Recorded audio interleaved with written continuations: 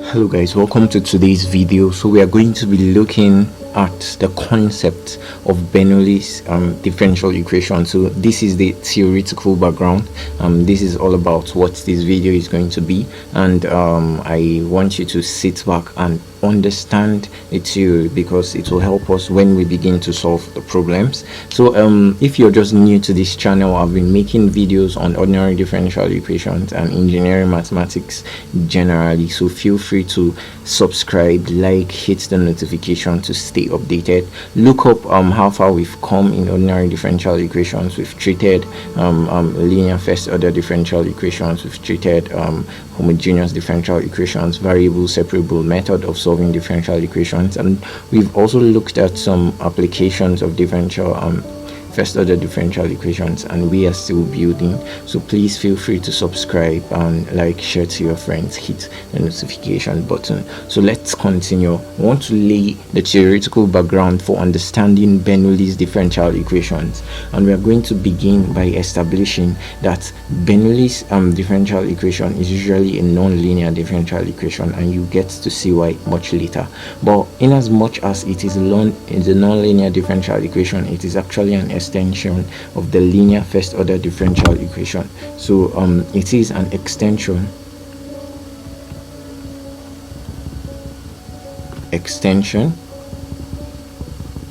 of linear first order differential equation.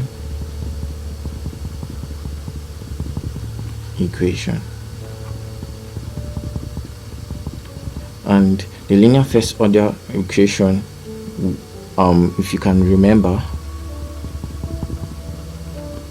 we had a dy dx or a y prime plus p of x y is equal to q of x. Okay, so it's the linear first order differential equation, general form. So this is the general form for expressing linear first order differential equation. Okay, the Bernoulli equation is given to us as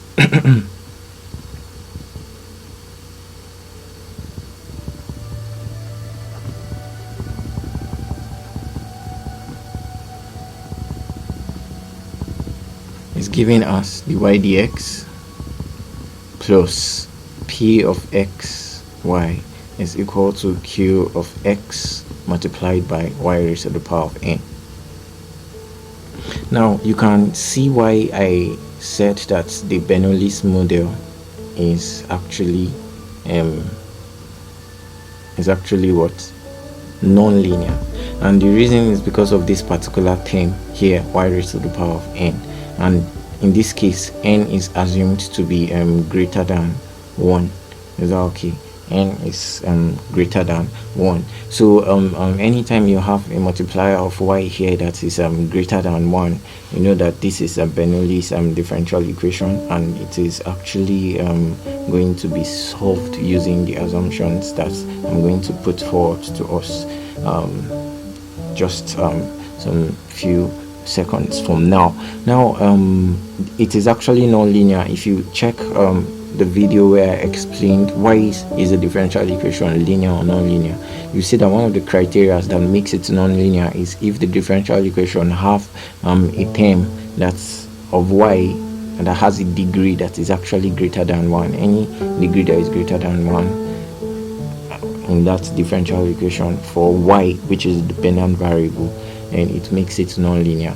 Okay, so to solve the Bernoulli's differential equation, which we can clearly see that it is an extension of the linear differential equation, so step one is we are going to divide by y raised to the power of n. So divide by y raised to the power of n. So these steps are unanimous in all the problems that we are going to be going through. So dividing through by y raised to the power of n, you're going to have y raised to the power of negative n dy dx plus p raised to the power of x. When you divide y by y raised to the power of n, you get y raised to the power of 1 minus n and q of x, like this. This is what it becomes. Is that okay? So step 2 is you're going to call y raised to the power of 1 minus n any variable you choose.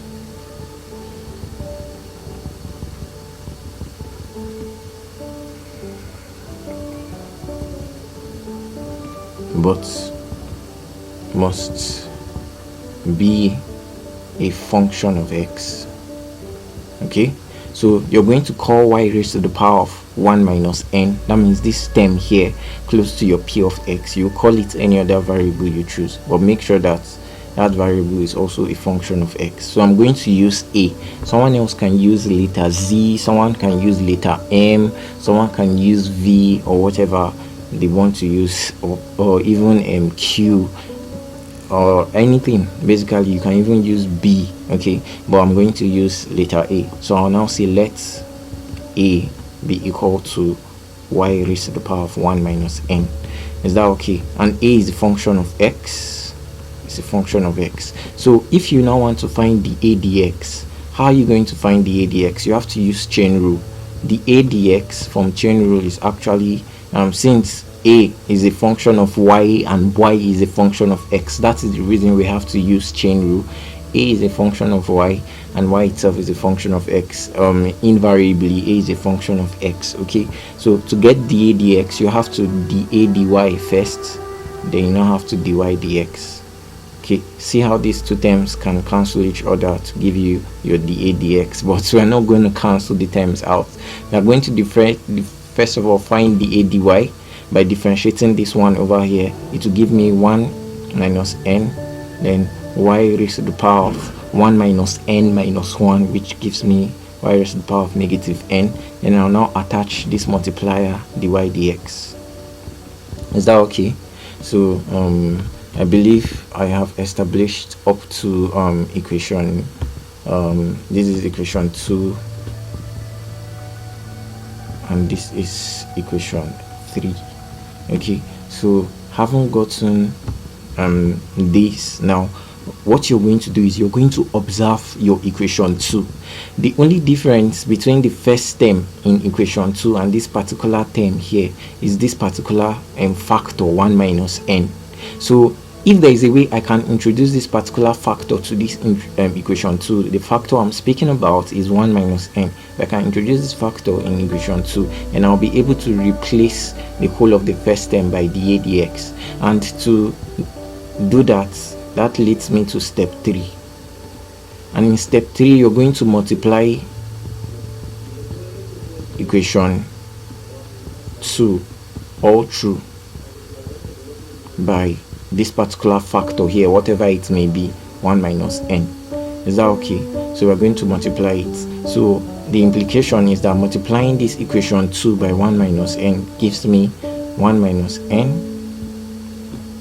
y to the power of negative n dy dx plus 1 minus n p of x y raised to the power of 1 minus n is equal to 1 minus n q of x. Are we all together? So if you do that, you now agree with me that we can now replace what this particular term over here by the adx. So you can see now that it's the same, right?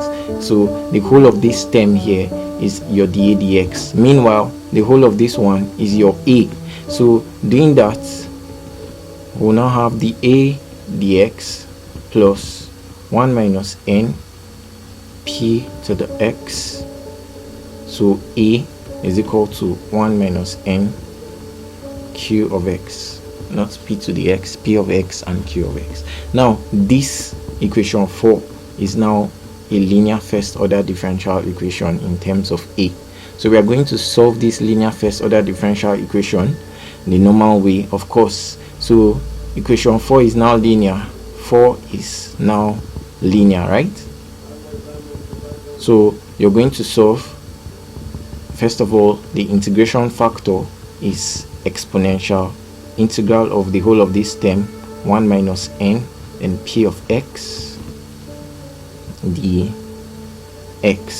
and this is exponential 1 minus n into p of x dx. So this is the modified integration factor.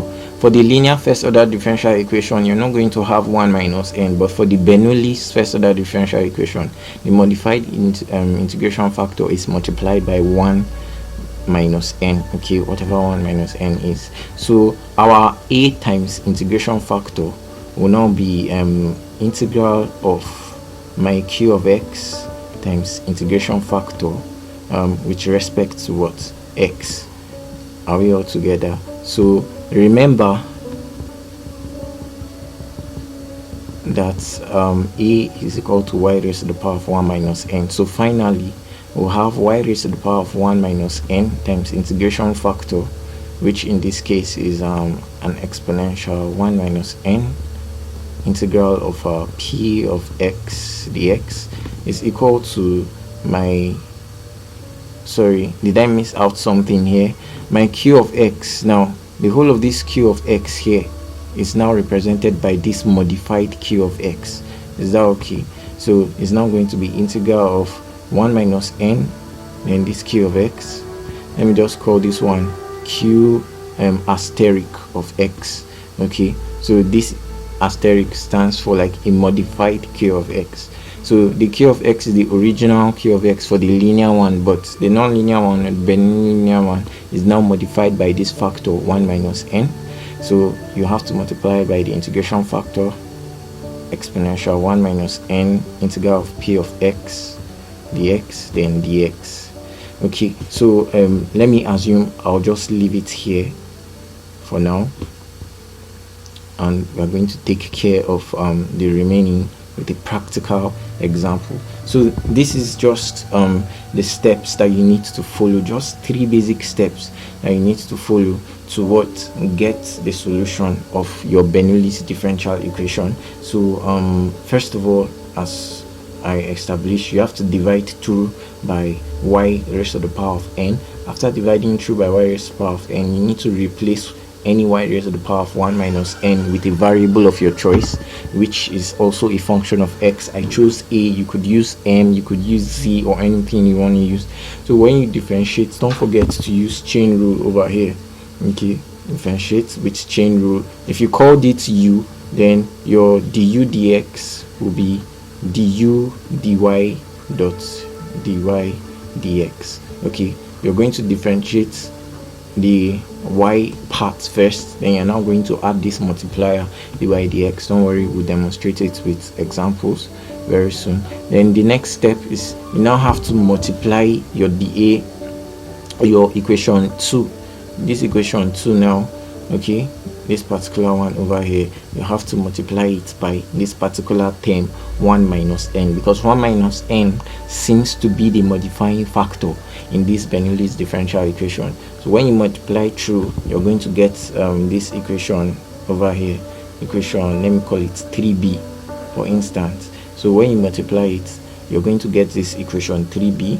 So the 3b is actually equation 2 that is modified with a modifying factor of 1 minus n. Then after you multiply that, you can now replace 1 minus n y raised to the power of minus n dy dx with a, with sorry dA dx or a prime, and you can replace y raised to the power of 1 minus n with a, and you now see that after replacing it, we have a linear differential equation in terms of a and x, which we are going to solve the normal way using our integration factor. It's just that the integration factor now is now modified with still the factor 1 minus n.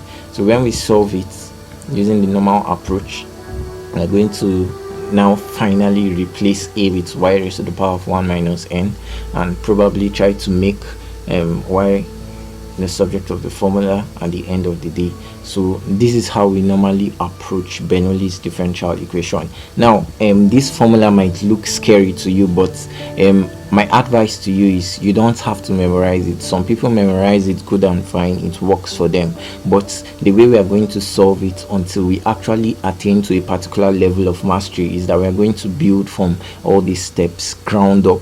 Okay, gradually when we solve examples, we're going to be building on each and every one of these steps, step by step, gradually, until we finally get the solution of this problem. So you don't have to worry about how can I memorize this formula. In fact, the formula will be part of you. You won't need to memorize it. So one of the things that have helped me as when I was an undergraduate is I learned how to derive formulas. So sometimes when I forgot some formulas, I understood how to actually derive them, because understanding the theoretical backgrounds of things usually helps you, and when you understand it, you can actually do a whole lot of cool stuff by just understanding theory. So don't worry about memorizing this formula over here, and you don't have to memorize it.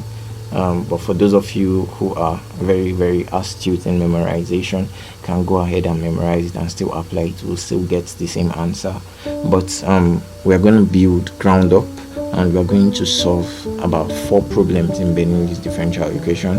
So I'll just flash the problem over here so that you can see.